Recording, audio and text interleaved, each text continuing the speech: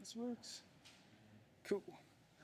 All right. Hello, everyone. I'd like to start by just thanking Kentucky State for having us and having me be able to speak on this topic, kind of talk about what I've been up to for the last year. So, if we haven't met already, my name is Adam Taylor. I'm with Kentucky Division of Forestry, and I'm the invasive plant coordinator. So, today I'll mainly be talking about some of the key aspects to managing invasive plants and some reminders of how to identify, control some of Kentucky's worst ones, as well as some of the invasive plant projects that I've been up to for the past year. So without further ado, I'll start with the best steps for managing invasive plants. So the first would be to prevent new introductions. So you can do this by not planting them. That's a good way to do it. So just be cautious pretty much about moving equipment, your boots, your clothes. A lot of seeds and plant fragments can kind of hitch a ride on that stuff. So just something to be aware of. And then, so the next for managing invasive plants would be to have early access, early detection, assessment, and report for it. So that pretty much just entails being able to identify the problem plants, assess their location, how much they're spread across the terrain, kind of what you're up against, and then report it using iMaps or EdMaps and iNaturalist. So if you don't have those apps already, those are the two main apps for reporting invasives.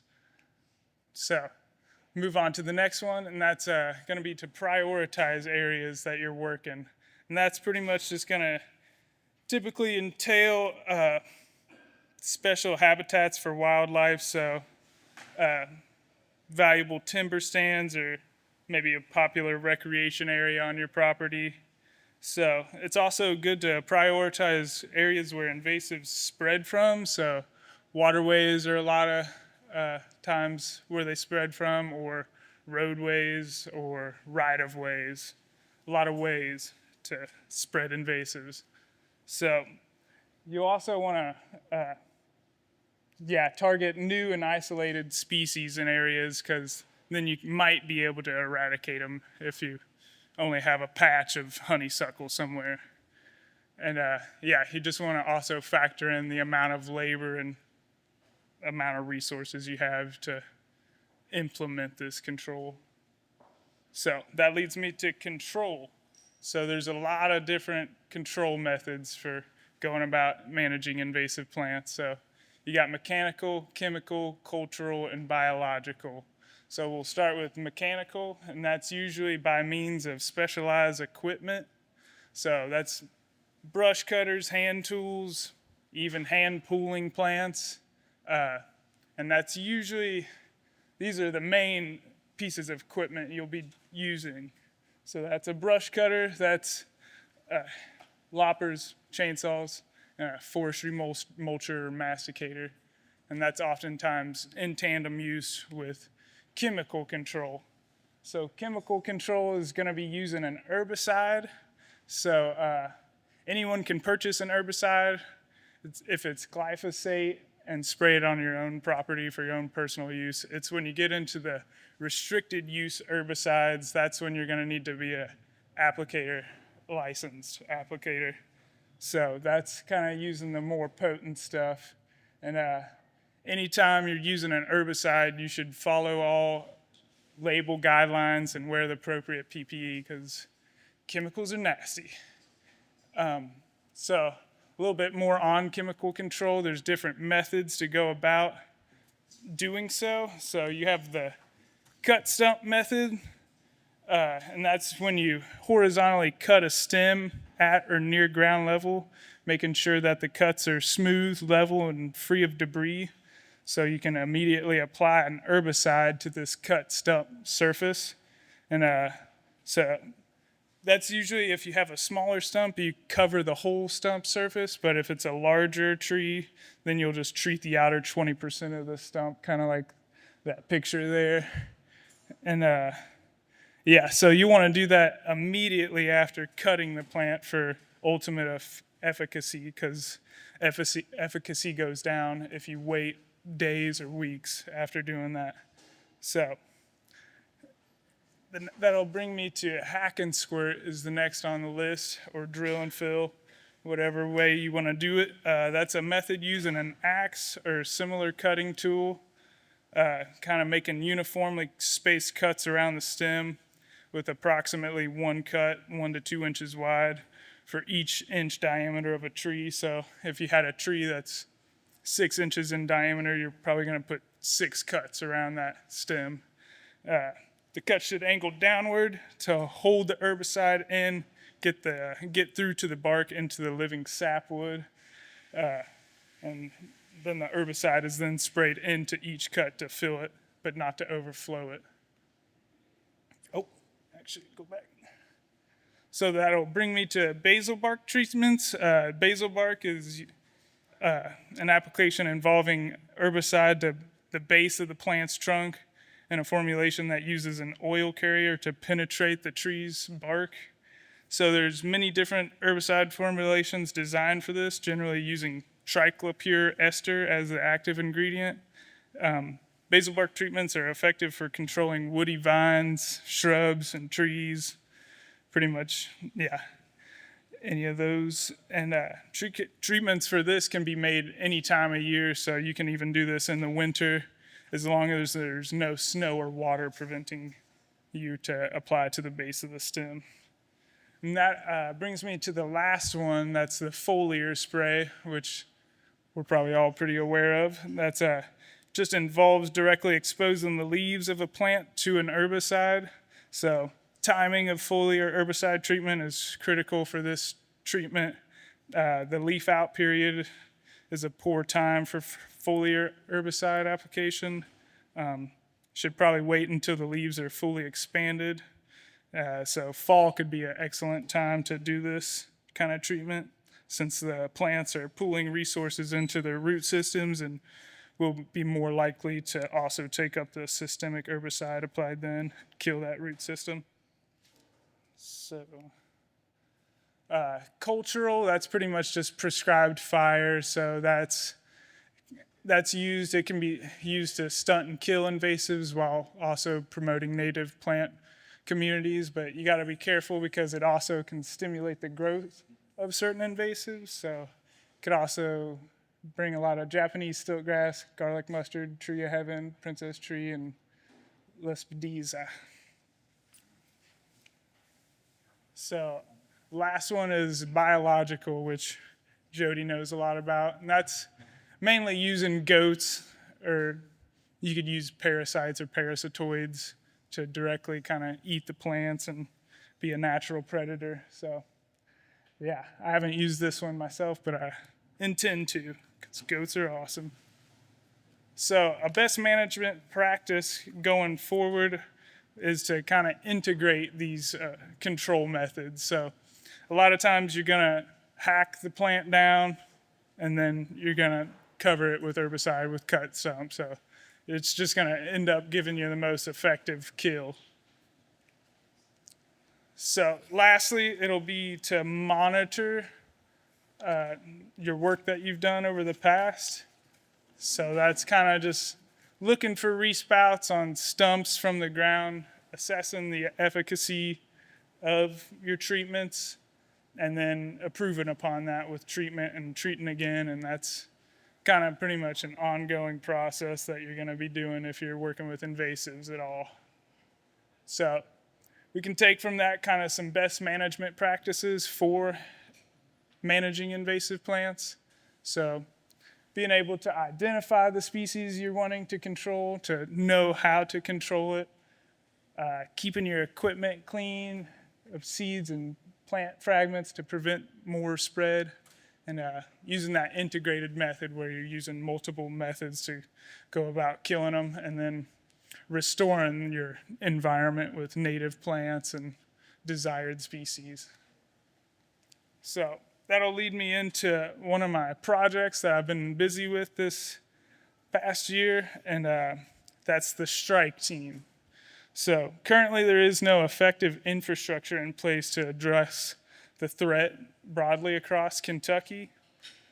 So we've been developing this capacity and trying to, it's especially important when new invasive plants are discovered that could be potentially eradicated with timely and targeted management. So to meet these challenges, there was a need for an invasive plant strike team with the capacity to decrease invasive plants at a landscape scale eventually and build into a self-sustaining program over time that can better meet the threat of invasives into the future. So the primary goal of this strike team is to be able to treat 1,000 acres of invasive plants across several publicly accessible forests.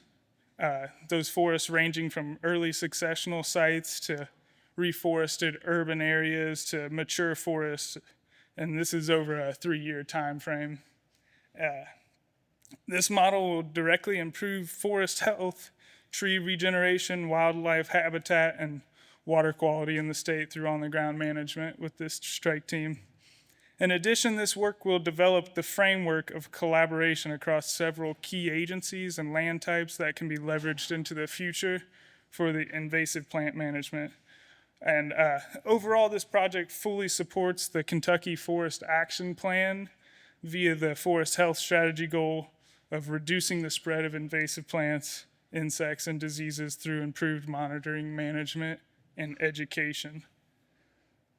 So this was brought forth and kind of envisioned by a historic partnership between KDF and the University of Kentucky.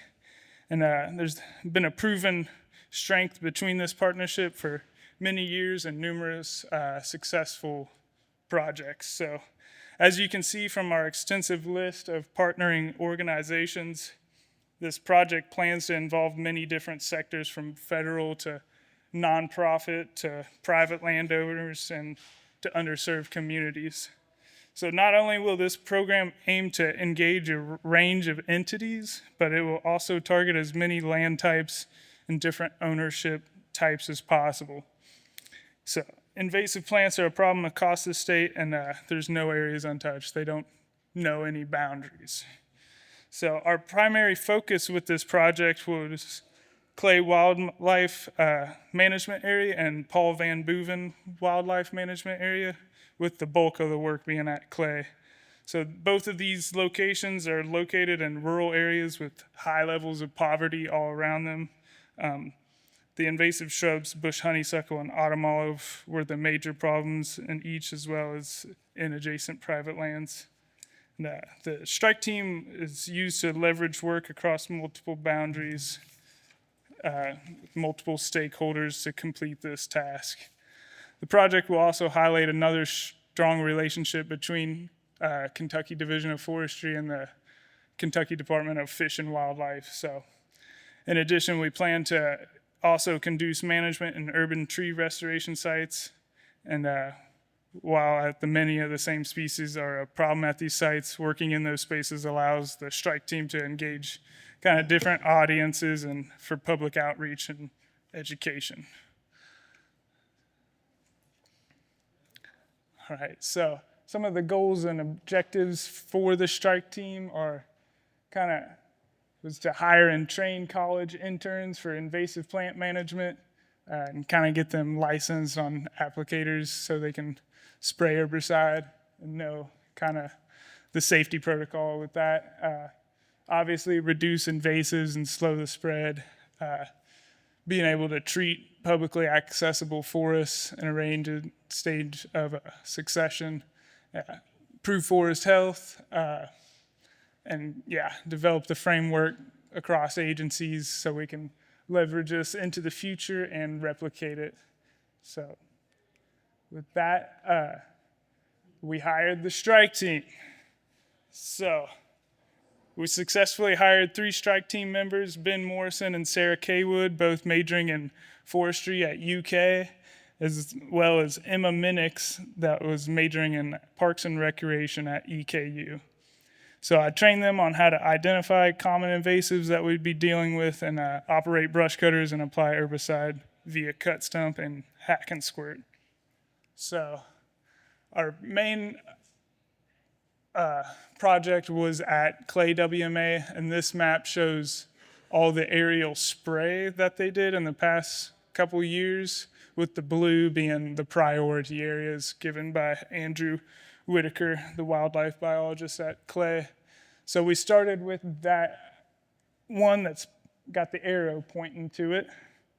And we were just following up the aerial spray treatment. So a lot of the bush honeysuckle and autumn olive kind of looked like they had herbicide damage already, but they were still alive. But kind of some of our work was already done for us, but nonetheless, it was super difficult. And I made the mistake of starting the team on a densely infested understory where we immediately ran into issues with equipment and kept breaking down. And it was kind of discouraging to start. But we were able to transition to this other plot that was kind of more an open understory woodland, and that we were able to kind of use hand loppers and basic tools while our stuff was getting fixed. And so we got to, it's kind of a comparison because through 3 months of work, we got 5 acres pretty well cleared of dense understory, where it took us about a week to get 6.5 acres of open understory of just small little plants of autumn olive and bush honeysuckle mainly. So eventually I was able to convince Jody to let us borrow his big bad brush cutters so we could get some work done and continue chopping away. So thank you, Jody. Without the brush cutters, we wouldn't have got half of this work done probably. So we were able to make a dent in the northern plot of about 5 acres. Mainly honeysuckle and autumn olive were inhabiting that. And the other lot was pretty much the same, except it was all just kind of small saplings. So we were able to make quick work of that. So this is pretty much what a lot of it looked like before when we got there. This was kind of what we were going into with brush cutters and kind of immediately getting shot down. But once we got in and started getting stuff done, it looked a lot better. So this is a good showing of kind of night and day difference of what we were doing out there. And this is just a cut stump after 3 months, so it doesn't have any indicator left on it, so you can't really tell that it's been sprayed, but one indicator is that there is no resprouts on it, so that's a good thing. So that brings me to Paul Van Boeven. We were able to get down there for about 1 week and stay at Robinson Forest. It was nice to kind of change up scenery for the team and kind of boost morale instead of just hacking away at the same stuff at the same spot. So with that, we prioritized the entrance of the WMA around the road and Buckhorn Creek. We removed and cut stump of mimosa, autumn olive, and wing burning bush mostly. I think there was bush honeysuckle in there as well. But with that, we started to actually implement hack and squirt on a lot of stuff. So the red shows kind of the autumn olive and honeysuckle that we treated along the road. So that was probably about 30 of those large established olive and honeysuckle that we hack and squirted. And then the green shows Tree of Heaven and Princess Tree that we hack and squirted on. And I was able to go back out there about 3 months afterwards and see how this stuff was reacting to it. And it was pretty awesome because the bark was starting to peel back. This this tree of heaven was actually fell over after 3 months. And that one you can see is just dead. And this is a princess tree. This is kind of like what it looked like before and after Hack and Squirt. So definitely effective. And that was probably at least a 30-inch diameter one. I'm pretty sure that one was a really large one that's been there for who knows. So going forward, there was a lot of stuff to take away from this pilot year of the invasive strike team. So I learned maybe not to start in the areas not so densely infested to kind of ease into the workflow. That would probably make the team feel a little bit better. Hack and Squirt is pretty effective for killing more invasives in a short amount of time, but requires a little bit follow-up. Specialized equipment is definitely necessary for larger plants. So going forward, we're going to have to allocate some budget to get brush cutters and hopefully get a mulcher on site or something along those lines. And I'll be integrating the strike team going forward into my next project I'm going to talk about, which is the SYSMA project I've been working on. So that's going to be kind of using them to further have public outreach, removals, and treatment across different organizations. So with that, I'll talk about the SYSMA that I've been working on, or CWMA, whatever you want to call it. I like SYSMA because it kind of rolls off the tongue easier, kind of incorporates more stuff too. So a CWMA is cooperative weed management area, where it's just like kind of more broad, where SYSMA is cooperative invasive species management area. So we're hoping in the future that we can incorporate kind of a whole approach to invasive species and not just plants. That's kind of one of the reasons I like it. So what is it? It's a kind of an agreement between groups that allows cooperation across land ownership boundaries and can address invasive plants as a whole. So it allows organizations to share and leverage resources like providing equipment, chemical, active volunteer groups, or having the ability to promote work or events through different forms of media, if you will. So a SYSMA is typically highly visible. Let's see, this goes more. So it's highly visible and builds community awareness and participation through its existence. So this can be used to get the attention of state and federal legislators and demonstrate support from the community for preventing and controlling invasive species.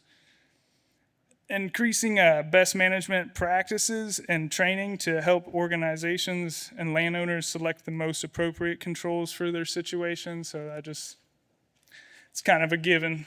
The more awareness and education there is, the more better work's going to be done.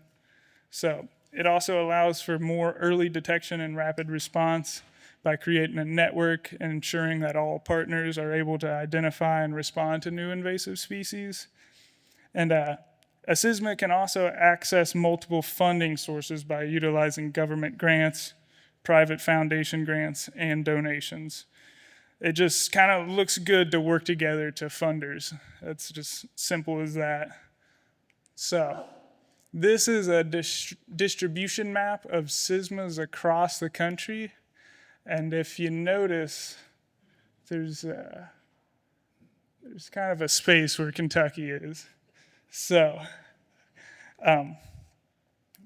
so this will be kind of the first Kentucky-led SYSMA of its kind. And we're hoping to be able to replicate what we're doing with this work across the state. So this first one's going to be focused at the Louisville area, Kentuckiana area, whatever you want to call it. We got different partners from different places. So I'll just talk about kind of what I've been up to with developing it and how that comes about. So you have to have a leader that's going to invite potential partners, organize and run meetings, and organize and follow up on action items that you're going to implement. So that's pretty much my role within the SYSMA right now. It can change as things go along, but you're going to want to establish boundaries. So SYSMAs kind of serve localized areas, big enough to address invasive plant concerns, but small enough to remain manageable at the same time. So that's why we're kind of just starting with the Kentuckiana area and working on the urban forest interface there to just see how it goes there and be able to replicate that across the state. So you're going to want to identify your potential partners in the area, and that's kind of just your representation of major land management agencies and organizations. And when you meet with them, you're going to want to determine common goals and concerns. So I've met with different organizations and try to understand what their common invasive plant that they're working to control, as well as their outcomes like bird habitat or trails or just kind of habitats you're wanting to create.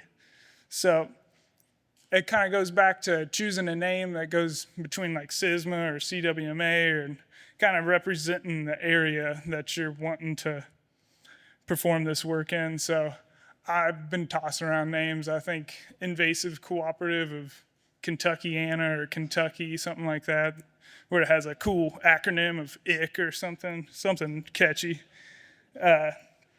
So once you do all that, you're going to want to hold a public meeting with all the partners, which I'm right in this area. I've met with a bunch of partners, and now I just got to get this meeting established and kind of come up with a good agreement and kind of plan to implement. So you're going to want to create a steering committee to organize members, establish priorities, develop strategic management and operating plans, document progress and reports on accomplishments of participants. So I envision this kind of being done by the Kentucky Invasive Plant Council, which I'm a part of. So I'm going to try to leverage the work that they do into this SYSMA by being kind of a steering committee to help me organize. So with that, you're going to want to develop an agreement across partnerships. So by doing that, you're going to identify your partners and their responsibilities, define purpose of agreement, describe land under area under agreement, detail how SYSMA will function, and describe the project as such as a strategic plan and operating plan. So with that, you're going to come up with the strategic management plan. So that will kind of help clearly define the goals of the SYSMA and the steps necessary to accomplish those. And then lastly is to implement those plans. So they can take on a wide variety of projects related to invasive plants. That's promoting education and awareness by having classes and workshops to teach landowners and land managers, or simply creating volunteer invasive plant control days where you're just out either hand pulling or getting people active with equipment. So with that, we have quite a few interested partners in the Kentuckiana Louisville area. So I've met with each of these organizations and kind of picked their brain on what they're up against, what they are trying to accomplish, and what they'd like to get from being a partner within this SYSMA. So the main one being the Parklands. This is probably where the SYSMA is going to be housed to kind of tap into that urban forest interface between Louisville and the natural areas. So each one of these organizations kind of brings a different resource and aspect to the table where we can kind of leverage different ways of going about this. So with that, I just wanted to touch on a little invasive plants of common concern that I've seen and heard about through these organizations that they've brought up to me. So this might be new, this might be repetitive, but I don't know if y'all know about bush honeysuckle. Or, I mean, it's pretty terrible. So I'll go through these kind of quickly. So this is just going to be kind of subliminal messaging. So but you got bush honeysuckle. It's terrible. We all know about that. Autumn olive. Just kind of take all this in and just be able to identify it. Most of these you can control with cut stump, basil bark, or foliar. And some of them you don't want to do cut stump on, kind of like Tree of Heaven. So Tree of Heaven is a special one that'll shoot up a lot of sprouts. So this one, you're going to be most effective by basil bark in it and doing hack and squirt on it, because that'll kill the root system better than cut stump will. And yeah, we all know this one. This one's so pretty and awesome, but not. Yeah, Princess Tree. I always thought this tree was cool looking until I found out it was invasive. Now it sucks. And this is all, I took all this information, all this stuff from the new Kentucky field guide for invasive plants put out by the University of Kentucky. I'm pretty sure you can get that on their website now. So if you want a good field guide for invasive plants, that's the one. It covers everything you need to know. So yeah, this is just going to be a subliminal message. We'll get through this. And yeah, I just want to reiterate to download these apps and report these sightings that you have, because it'll link it to your county that you're in. And then from that, we can use that information to leverage kind of legislature, if you will. It just looks better if we like show Kentucky has calorie pear in every county, bush honeysuckle every county, that kind of thing. And it helps you identify. If you use iNaturalist, it'll help you identify the plants as well. So these are just some helpful resources if you're curious about invasive plants and want to know how to identify or know more information regarding them. So this is the Kentucky Invasive Plant Council website, and that's more of the same. This is a really good one that's got tons of information for across the country. And yeah, that's it. So does anybody have any questions?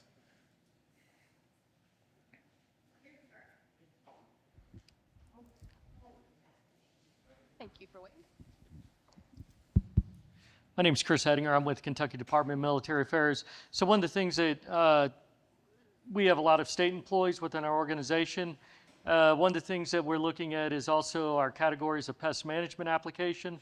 And I was wondering, since you're a state agency as well, have you all, with Category 2, have you all done any type of training or would sponsor that or give that out to folks that are trying to look for Category 2 training, for that initial training for them to take their test?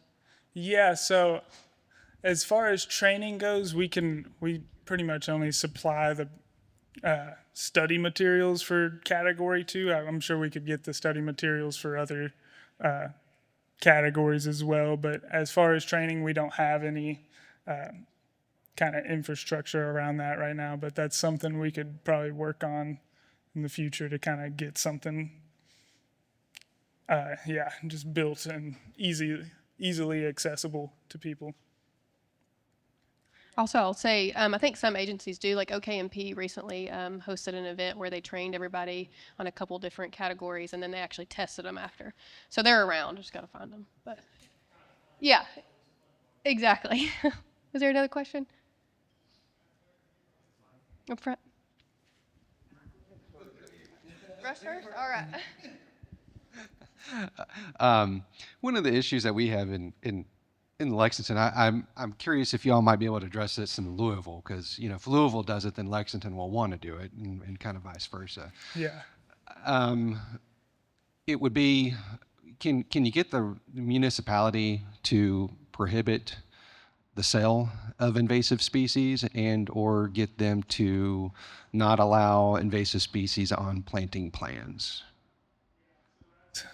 That's a big to do. So I kind of think being able to leverage all these different organizations and show that invasive plants and species are a problem, that kind of allows more visibility to the problem. So with that, I don't have like a clear answer like, yeah, let's ban it right away, let's do it. It's more, we're creating the resources and the projects to show, hey, we got invasive plants, they're a problem, they're doing this, they're across the state, they're getting everywhere. They're disturbing everything. They're terrible. So that's kind of the hope, is to create that visibility. Similar question. Home Depot, Lowe's was selling calorie pairs this past spring. Can't we do something state-wise to stop this sale in our state? Yeah, I wish it was simple enough to where I could just say stop it, but that's a higher level where I can only I don't write the laws or the legislature, so that's where the state and federal legislators have to kind of make that happen. So we can only do what we can do to show that this is a major problem. So mine follows along, excuse me, mine follows along with that. So legislator would have to actually make that for private landowners. But as far as state government, for state lands, all those things where the governor owns that piece of property, is the finance cabinet, can your boss actually go to the finance cabinet and say, listen, state contracts, we're not going to have these type of species in them for any of our landscaping needs? Yeah, I mean, we can start with the state on what the state owns and let the government control its own stuff at first, and then while the legislator tries to deal with everything else in the public realm. Yeah, I think that's an effective approach. I don't have a whole lot of knowledge into how to go about creating these bans, but I think, there has to be some type of way to do it. And I think that's through doing this on the ground kind of management stuff and showing that this is an issue. And I know the conversations are happening, but it's slow moving, just like everything else. So from a state and federal perspective, many state agencies can internally require that.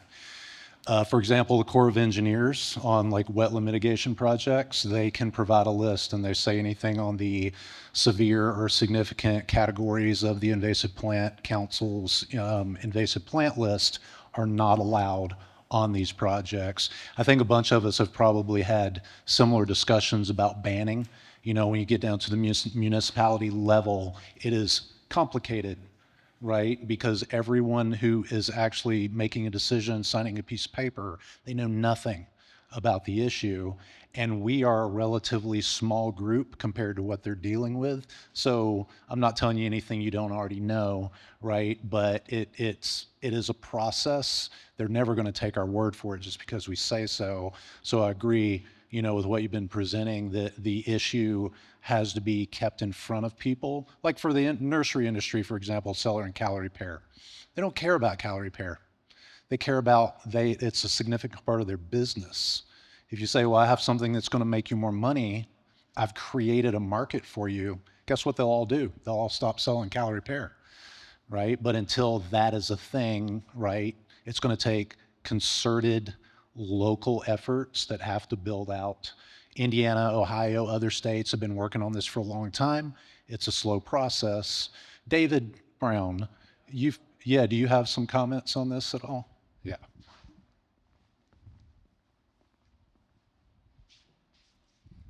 Yeah, a few weeks ago at the invasive plant conference that happened here, and Joyce Bender, who kind of spoke about that conference yesterday, we had a forum, a discussion about this topic, and a number of years ago, Joyce Bender actually put a lot of effort into trying to get the state legislature to pass a statute, a law to ban invasives that would be linked to the Invasive Plant Council list. And that fizzled out for various reasons, but as Jody just mentioned, Pennsylvania and Indiana and South Carolina have recently passed laws like that, and the time is probably now to be pushing that here in Kentucky, and it's going to take some concerted lobbying and effort to make that happen. But everyone kind of in this room, maybe not in your official job role, but at least as an advocate, as a citizen of the state, should be trying to get involved with that. And I think the Invasive Plant Council is kind of the the right avenue to advocate for it. And then the Kentucky Conservation Committee is probably the organization that's going to be needing to do the actual lobbying to make that happen.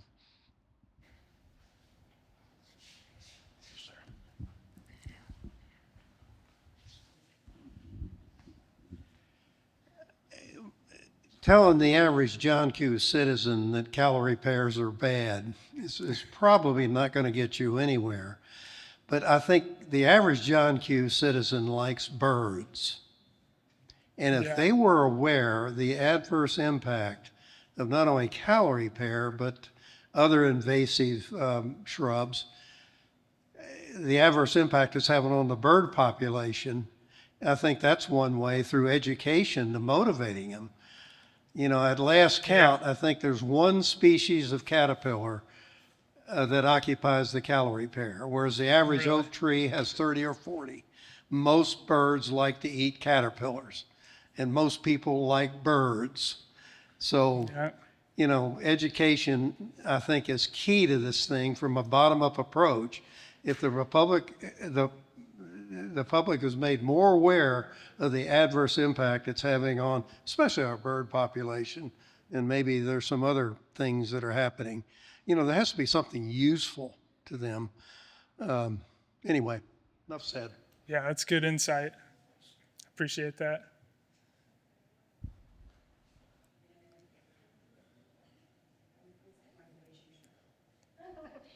Let me take the KSU shirt off. So as a homeowner myself, I had three of those pear trees in my backyard. I have wanted to get rid of them, but one of them was about as big around as the size of this table because it has been there for years and years and years. I'm thankful that it came down in a storm and didn't hit anything or hurt anyone. There's two more in my home, and I priced what it would cost to take them down. And because of the power lines and things like that, it's upwards of $2,000 per tree. Your average homeowner is not going to have that. So a cost share program to help get these trees down may actually be effective. I don't know where the money would come from, but I'm just saying as a homeowner myself that I would definitely get the trees down because I know the bad effects of them and I know that they don't need to be there. I just don't have the ability to get them down. Yeah, you might, if it's anywhere near a power line coming from utility vegetation management, you might be able to work with your power company to, no? Not the power lines on your side of the property. Oh, okay. If it's on Yeah. your easement, yes, but if it's the trees so far away. Gotcha. So yeah, I know a cost share program exists in Franklin County that seems to be pretty effective but I'm not as knowledgeable on that as well. So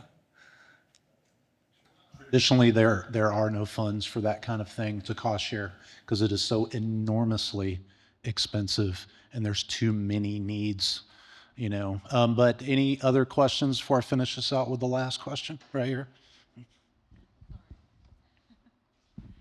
Thanks. Okay, so it just made me think of something from the Division of Water, and we do restoration projects for streams. One of the biggest things we run into is aquatic invasive species. Will you have somebody on your strike team dedicated to that can of worms, which most of you guys probably know those things are, I mean, it's really hard to get rid of the in-ground invasive species, and the aquatic ones are probably a lot harder to get rid of. I know they are for us. So. yeah, I mean, the short answer to that would be hopefully, yes. I haven't personally controlled any aquatic invasives myself, but I know it's a whole different can of worms when you can't just use pesticide in waterways. So that is going to be, that's a good concern to have. I think going forward, we'll have to address that.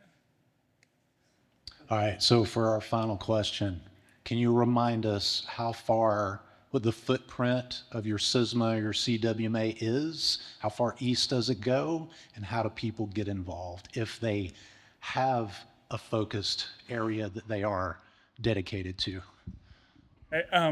So this initial SISMA is focused on the Kentuckiana region. So I have one partner, Origin Park, that's based in Clarksville. That's kind of a new park that's up against kind of reclaiming the land for landfills and all that stuff. So the focus is Jefferson County, with that exception of Indiana, and reaching out maybe to Oldham County, maybe into northern part of Hardin County, those surrounding counties is kind of the hope, and then being able to replicate that across the state. So it won't just be that SISMA. We're hoping to create that SISMA 100 times for however we can across the state where it's necessary. All right. Thank you so much, Adam. Thank you.